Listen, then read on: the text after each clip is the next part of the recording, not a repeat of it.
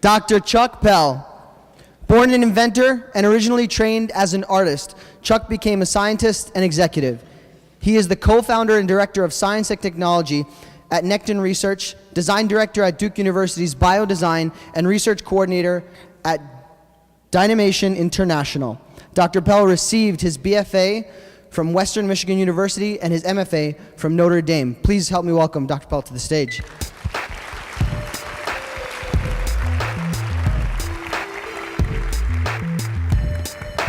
And the company to which I'm actually currently attached is Ficient, and we design smart thoracic retractors, among other smart instruments.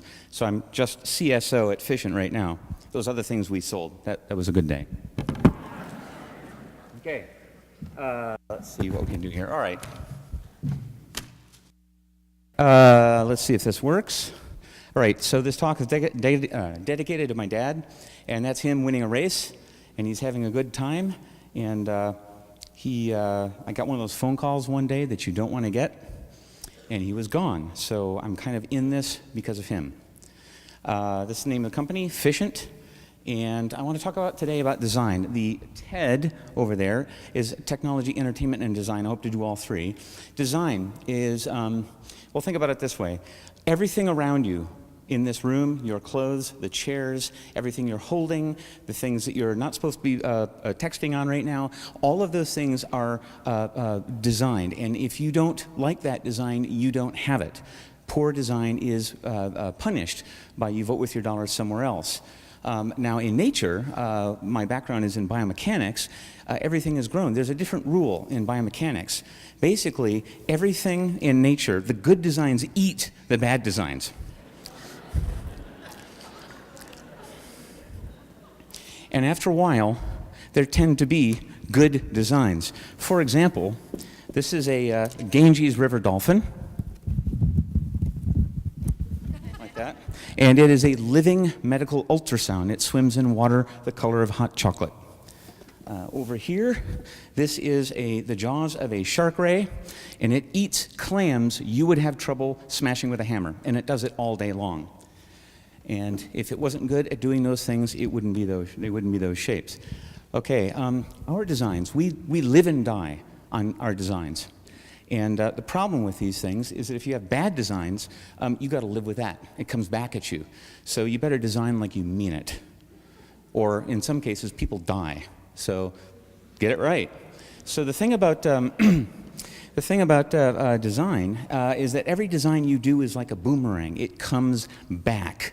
You have to see it over and over. So again, get it right. So I'm going to do a little demo of that. Can everyone hear me?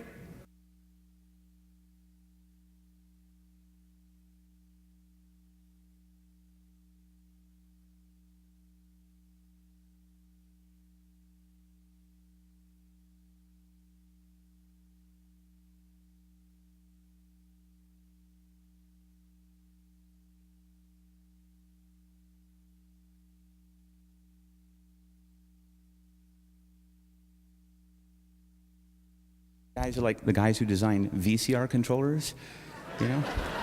You want to put them in a room that's smoky, it's dark, it's getting hotter. You give them their own VCR controller and they only have the light of the TV over there and they have to figure out what to do. And like they made like the most important button is like the second switch over on the second row. Those guys would die. Okay, all of you out there are controlled by assumptions. The assumptions you don't know about control you. So the trick is you have to uncover these assumptions. And we saw earlier that one of the greatest ways to uncover these assumptions is to build something, to create. So there's the black screen, okay. So this is the trick, this is the thing. If you remember nothing else from this talk, remember this. Pursue surprise. When we're surprised, that's a sign that our assumptions have been violated by reality. And remember, if you wrestle with reality, reality wins. So it's important. So one of the things, if you are reading this carefully, 150 of you have boomerangs taped under your seats. Pull them out now.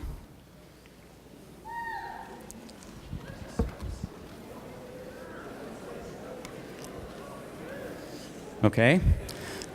Yes, under your seat's a new car. Okay, now, hold on a second here. What I'm going to do is go to the black screen of death, all right? Want you to do, notice that one side has printing on it, one side is round. Take this boomerang, tilt it back in your hand, put the text away from you. I'm sorry, they're all right-handed. Sorry, lefties. But this is light enough you can do it. By the way, these are for kids, so they should not cause damage. Just don't throw them too hard. And then what you do is you hold them, and you want to throw them vertically and aim just a little bit above that person in front of you. Okay. Cameraman ready? On 0. 3, 2, 1, go. Yeah, all right. How many people caught it? Okay, let's get them up again. If you got them, just go for it. All right. All right, that's something I wanted to see. Okay. Okay, I've been asked by the members of TED, if I do not want to be cast out into all darkness for all time, please do not throw boomerangs during the next person's talk.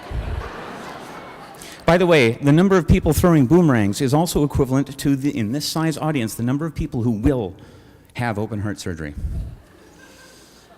In about 1,600 of you, more than 150 of you will have open heart surgery. I don't mean heart surgery or heart disease. That's a quarter of you. I mean open heart or open chest surgery. Could be lungs. Every 15 seconds, a human being chest is cracked open. That's not a metaphor. Oh man, it sounds like a head of lettuce. And basically, all of you together, every 15 seconds, all of you together with your heart surgeries and your lung surgeries and everything else, you last about an hour. It's 200 an hour, and it's continuous. It's been going on for years.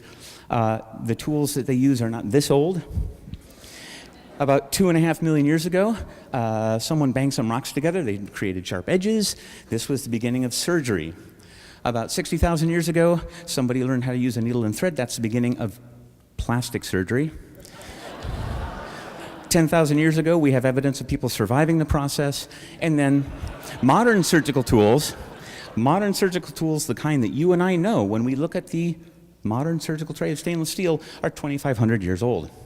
Here are modern surgical tools. I can point piece by piece on this thing. Each one of these things actually matches a modern tray. You could take an Egyptian surgeon and bring him into a hospital today, or her, and she would recognize everything on the tray. Something is odd about that. In 1936, Enrique Finocchiaro knew there was a problem. For 30 years, they'd been cracking chests. They were opening them up to get into the heart, and they couldn't keep them open. This guy looked, I believe, at a French car jack and found a way to hold it open. It was so good at making a big hole and keeping it open that people used it. So let me just let you see a video. Aha. Technical. We'll get there. We'll get there. Yes. So what you see here is the Finocchiaro retractor, and this is what it looks like when people put it in. I've kept the gore out. It's after lunch. So if you'll notice in the upper right, you will see the violent motion of the entire body and of the retractor as you turn this thing open. It takes 100 or 150 pounds to open up somebody like that. And you'll notice in the upper right, you'll notice that the nerves and the blood vessels on the inside of the, basically the caudal edge of the nerve cranial, the rib cranial to the incision is crushed. That means you have a crushing nerve injury every time you open somebody up. As soon as it begins to open up, you have a problem. Okay, let's go to the next thing. Is this something I can control? Apparently not. Let's go to the next slide. So, this is one of those things. This is a biomechanically egregious thing. As a biomechanician, I know. This thing opens in sudden jerks. As I will get to later, that is bad for a person. By the way, the picture on the right is a catalog picture. They are still sold today. They're still used today. They're in every hospital. That's 75 years of cracking ribs. So in 66 years, we had a little bit more progress in another field. That's a plug for North Carolina here. And I think maybe we could re-examine the premise of that retractor. There's an assumption there, we're not checking it out. This design from 1936 damages, it breaks ribs, it crushes nerves, creates intense pain, sometimes the pain is permanent, and the response is drugs. We'll just send them home with a fistful of meds. That is a quote. Now, you think, it's all modern, it's all minimally invasive. That's actually not the case. This is the most shocking thing to me, the most surprising thing in this whole crazy thing, and that is that video-assisted thoracoscopic surgery and minimally invasive surgery and mini thoracotomies and robotic surgery all put together are 10% of chest surgeries. 90% is open. Okay, just think about this for a minute. There is a 9 out of 10 chance that if you have to have chest surgery, they're going to crack you wide open. Now, one can make the assumption that it's the hole that hurts, and I'm going to tell you today that it's not the hole, it's how you make the hole. But why are they doing it that way? Well, here's the thing. Surgeons are, in fact, incredibly talented. They're incredibly well-trained. They're smart. They're brilliant. And they're intensely trained for years. And what's interesting about that, too, is they have brilliant moves. They're like a well-oiled, the whole surgical team is a well-oiled machine.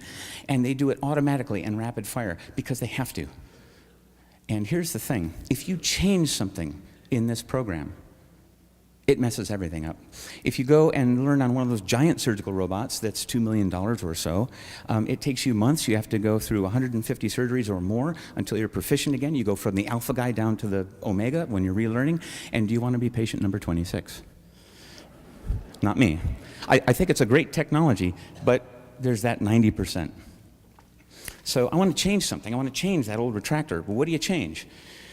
What if you could magically transform that old machine so that the surgeon didn't have to change anything? She does exactly what she's always done, but you change the machine, and magically it doesn't do the damage. And that means that there's zero training time, or as close to zero as we can get, 5 minutes, not 5 months. This is what we're doing. This is the first of an Oklahoma land rush across that steel surgical tray. This is the Swage smart retractor. It's the same size and shape as the old retractor. I've got a little prototype of this thing here. This is a rapid printout, but we're well along. We've already got some trials we've done, and I'll show you some of the results on that. Yes, there's data. The interesting thing about this is that, well, think about it this way. You guys have ABS brakes in your car, and you're going along, and you stomp on the brakes, and it's raining. And it could be that it senses the wheels locking up, and here they are locked up, and then it does something to unlock them. Well, apparently that's not how it works. Somebody took the time to study the phenomenon of how the wheels behave before they finish locking up.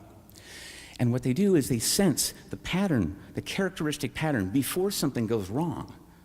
Of, oh, the wheels are doing this when they're going to lock up, and they intervene before it happens to stop the car from skidding. Well, we've discovered, because we're the first people to measure, and I will say this again, I can't believe it. Our group is the first group to ever measure the forces of thoracic retraction.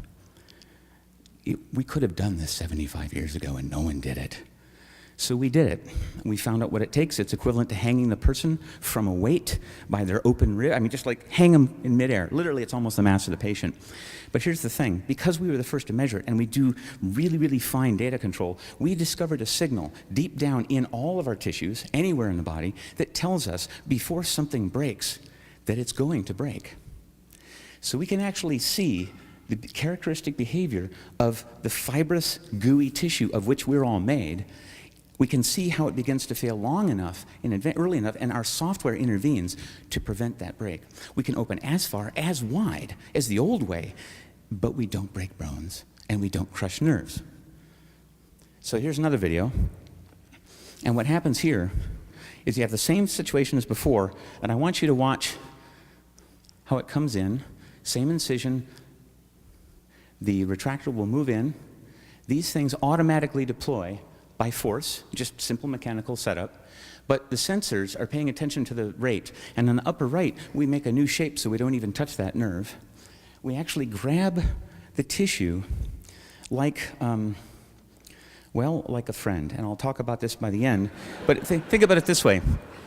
When we first saw these retractors, they had spikes on them and unpolished sharp edges, and that was to create herniations to prevent slipping in the tissue and That's me. If that's me, I know I don't want like spikes in me, but that's to prevent it from slipping. So what we do is we looked at it and we thought, well, what would you do? How would you design it if I'm the patient, I get to design it, and it's going to happen to me next week, and I'm awake during it?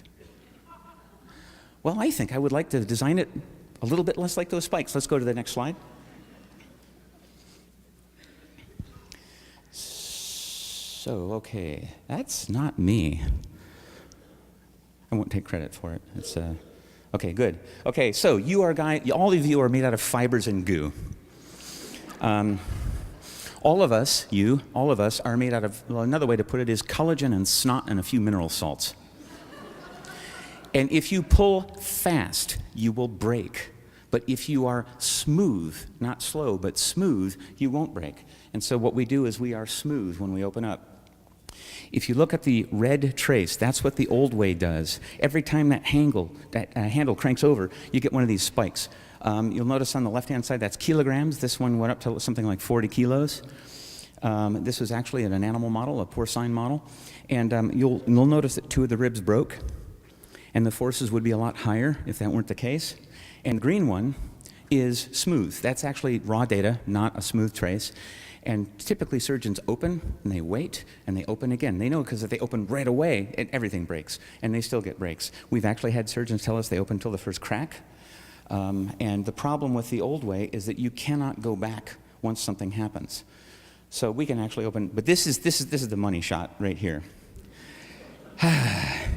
If you have that old retractor and you crank somebody open, I'll explain this a little bit more. What you have is normalized respiratory rate. So at night, the animals are resting. No one is around. They're calm. We have a life vest on these guys. We're listening to their heartbeat. We're looking at accelerometers and everything else. But we found out that the resting respiratory rate was very predicted. It's very, very nice and clean. And then there's the ICU section. There's that little dotted line. That's surgery. And what happens is, for normal animals, they suddenly, the resting respiratory rate is high. They're breathing very rapidly. They're breathing very shallowly. We believe they're in pain, even with rescue analgesia. And their blood oxygen is subnormal. Now, I want to be the green line. This is what happened when we used our retractor. We actually did the same opening, same distance, the whole thing, same amount of time, and those animals did not leave the normal breathing regime. Their blood oxygen was normal.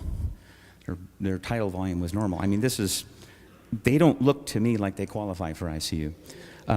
So this can happen with every single tool on that tray. Like I said, there's an Oklahoma land rush. Last year, we had, after flying under the radar, we got an article in the New York Times. That is kind of an interesting way to come out. It's a full-page article, and suddenly our website started getting huge hits from recognizable domains. The rush is on. Within 5 years, the majors will be duking it out over control of this space. And every single piece of steel that is copying things that are 2,000 years old can be transformed so that you don't damage that patient. So the patients are finding out about this. People are coming to our offices, and they're calling us, and they're saying, I'm going to have heart surgery. Should I wait for your retractor? And we say, no.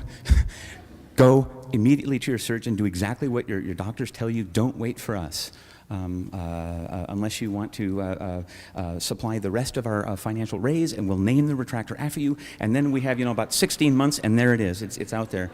But here's the thing, don't wait. I mean, they're calling us. People are calling us and saying, I mean it. And the other thing that's a little bit more close to home, we've had 6 or 7 people that we know and love have had open heart surgery, open chest surgery, since we've been working on this thing. Every hour, over 200 people more. This is a clock I'm paying attention to, even that one. So design as if you were the patient tomorrow and going to be awake for it. Practice design intimacy. The most intimate design I've ever seen, the most intimate object I've ever seen is a retractor inside somebody's flesh. And the perfect customer is there. She's asleep. If she was awake, she wouldn't put up with this. And so, this is an amazing thing that is being done, and what we're doing is we're transforming what happens to you, that 90% that every day, until Anthony Atala can reach in with a tube and print a heart on the ends of the aortas. And I fully expect him to be able to do that at some point. there are years and years. Again, 2 million people a year need this, and that's how we found it. That's efficient, and thank you, Dad.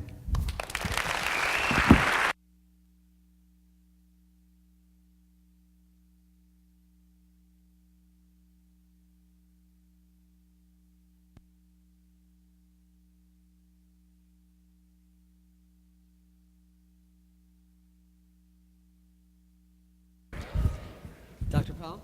Yes. It seems to me the biggest message that I got from your presentation is that even as surgeons, the best thing that we can do is to, I guess, put ourselves in other people's shoes. Is that right? I was just curious if you think that this message could translate outside of this field. Oh, yeah. Here's the thing. We are all patients. No matter what our profession is, we are all patients. We are all temporarily able. Everybody lives with design, and everybody lives with bad design. Some people die for it, some people live for it. But these surgeons are doing incredible things, and we deserve to give them, and we deserve to have the best tools we can think of. And what happened here is that this was done in 1936, and then nobody went back and looked at this. And so what it means is that all those areas that you ignore, that aren't interesting, that are pedestrian, and beneath notice are worth noticing. They really are.